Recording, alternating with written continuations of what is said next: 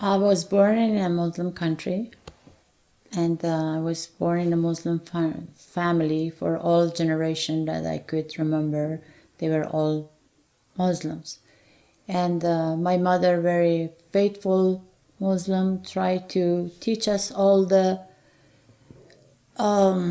laws and principles about the Muslim and make us to practice it. When I remember I was 5 years old, first when I fast, I really loved God, even though I had not so much experience, but I was a very young girl, but I really, really loved God. And I would faithfully do all the activities in society to bring Islam to the practice for everybody, to make sure that then in the school everybody is doing their job as a Muslim believer, Muslim persons. And there was a time that the war started in my country, and by then I joined the army, very young age. But for the government was not important how old you are.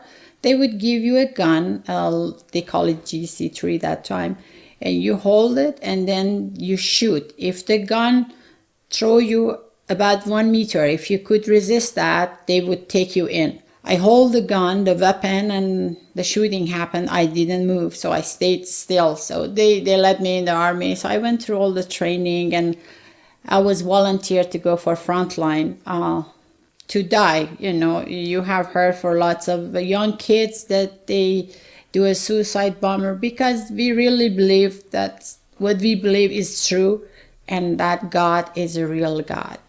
I'll make this story short. I had to run away from my country, and I escaped. It took me 6 months from my country to reach a part of Europe that I could live safely, to be able to get a status in any other country. Even in out of country, I started evangelizing about Islam, and I try to bring people to Islam, because there is a big reward for if you are able to convert anybody to this religion. There is a big reward that promised for the person who does that. And after that,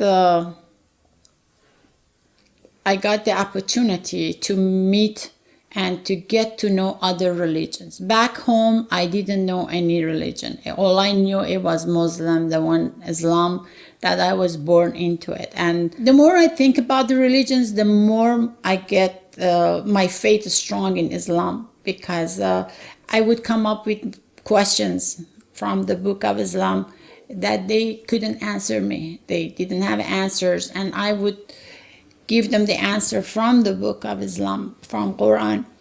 And I by God's grace, I could come to Canada. I got a refugee status in Canada, and then I met in Canada, I met Mormons and the Mennonites, and the same thing. I would go into their gathering and bring up the questions, and they were not challenging questions. They was really my own questions that I had in the whole creature. Why? You know, I got all those questions, and I couldn't find any answers. So I keep telling them, I was trying to convince them that still Islam is the best religion. I met a person who came and helped me and my family, and I asked him, what do you believe in? He said, nobody. There is no God. I just believe if you do good, you get good. And I said, that is my problem. I've been miserable because I've been hanging on to some power God, call it God, or people call it God. So that's why I'm expecting some help from somewhere that does not exist. So you're probably right. You're doing lots of good things and you don't believe in any God. So I start going in that direction, which it didn't really help. I became so much miserable. There was a war going inside me. How could you say there is no God? Don't you see the sun? Don't you? And I said, okay, I repent. And I said, there must be a God. Let's look more. Let's search more.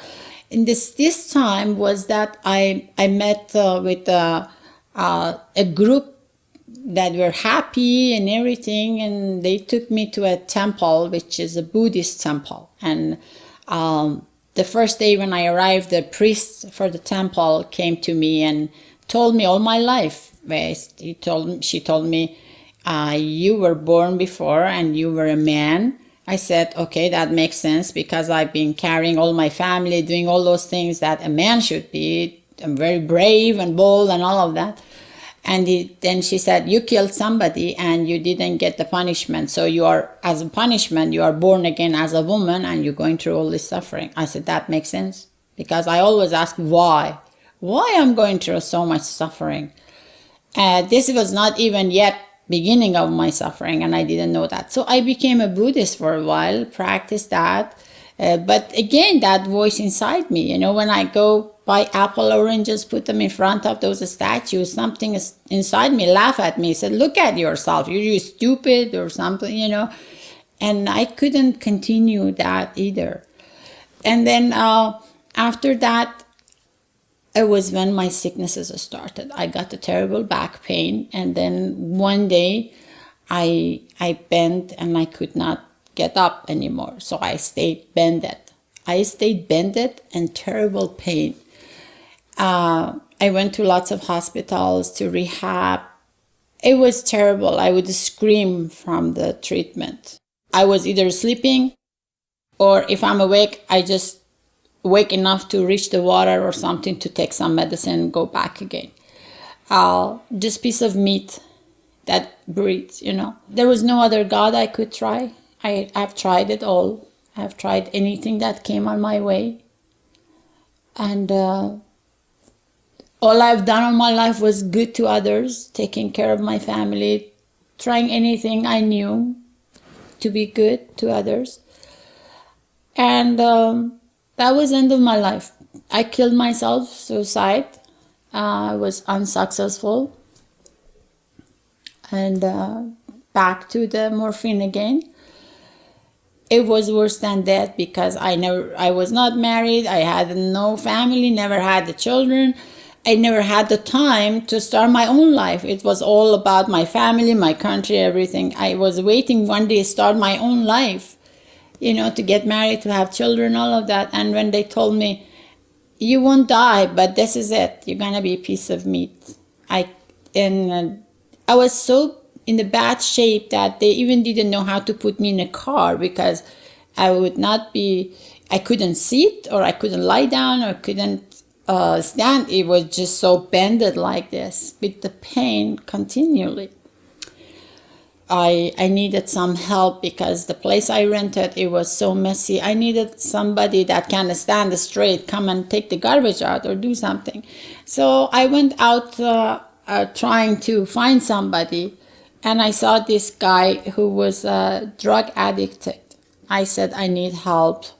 If you could come and do some help with at the house, clean up or something, I give you some money.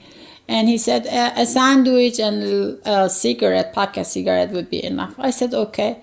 So he was helping me to get to the house. And then we passed by a little building, and he said, do you like to dance? I said, I always love to dance. He said, these people dance for free. You can come and go there every evening. They dancing on Sundays. I said, okay. So I went there on Sunday. And I entered to this. They were dancing, they were singing, they were worshiping, and somebody told me, "Welcome to the church." I said, "Is this a church?" They said, "Yes." I said, "Where is the stuff?" He said, "This is a church." I said, "Where is your statues? Where is I never seen this church before. This is like a big room, people just dancing." And that was a born-again church that I got introduced for the first time to. I went in the church, and of course I couldn't dance or anything, just on the floor. And by the end of the worshiping, I asked God, I said, "Lord," I didn't know his name, that God or Lord. I just said, is there anything? Is there anything there? I'm at the end. This is the end of it for me. if there is anything, show me yourself. And if it's not, that's it.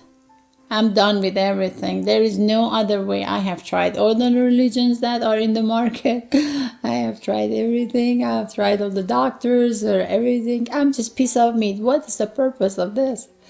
And then when I was crying on my knees, and then all of the sudden I just saw this light. It was so bright. It was so bright. And I just said, who is this? Who is this?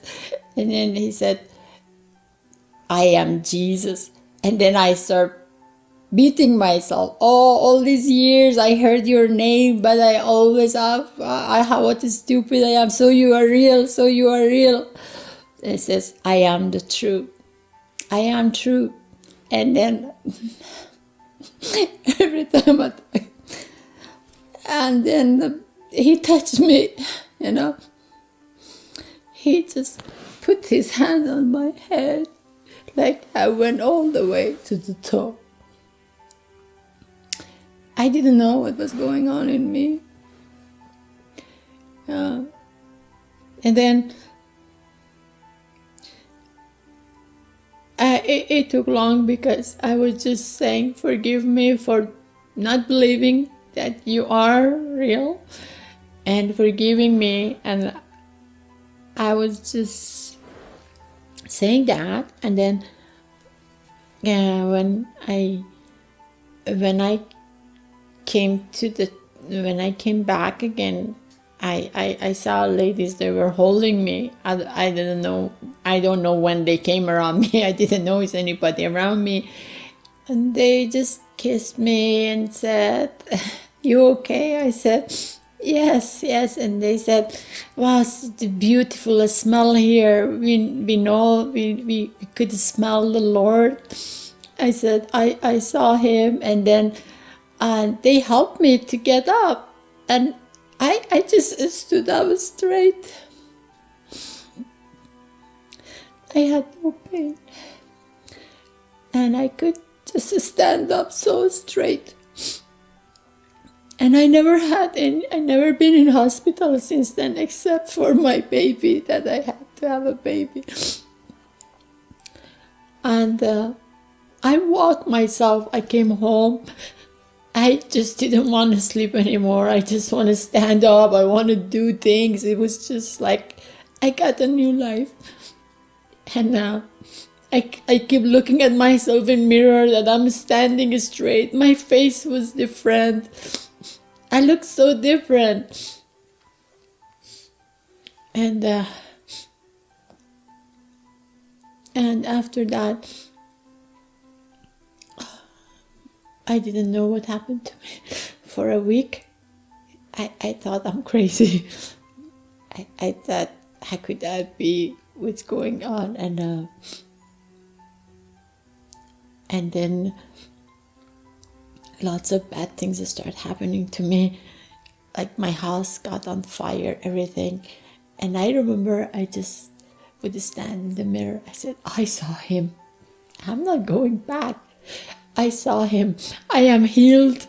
I am healed. I can walk. I have no pain, no surgery, nothing. I have so much health. I was just saying, I have so much health. Nowhere in my body hurt. Before, every piece of body was hurt. My heart even was hurting. My emotion, my everything. I had just this new hope for life that, I can have a life again. I know I was trained as a soldier and everything, but this was even worse than a physical war, because then my people come on my way, the professor from university, all those Muslim guys, people, everything.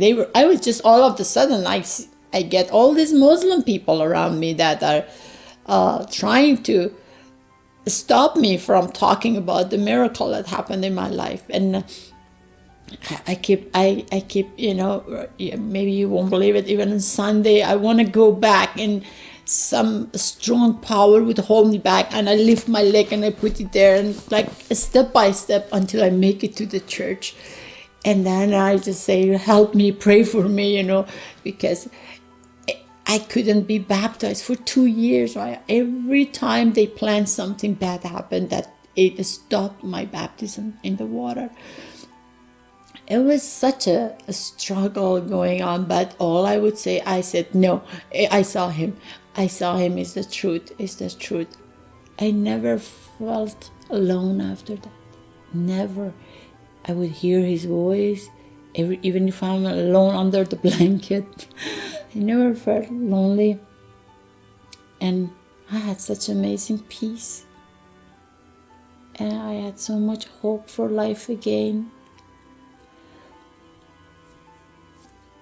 God told me to go and see my family and give them the news before I go and say nothing about Lord. And then this was after 2 years praying, and in 1 month my whole family had a vision of Jesus Christ, and they all came to Lord. My mother, my brothers, my sisters.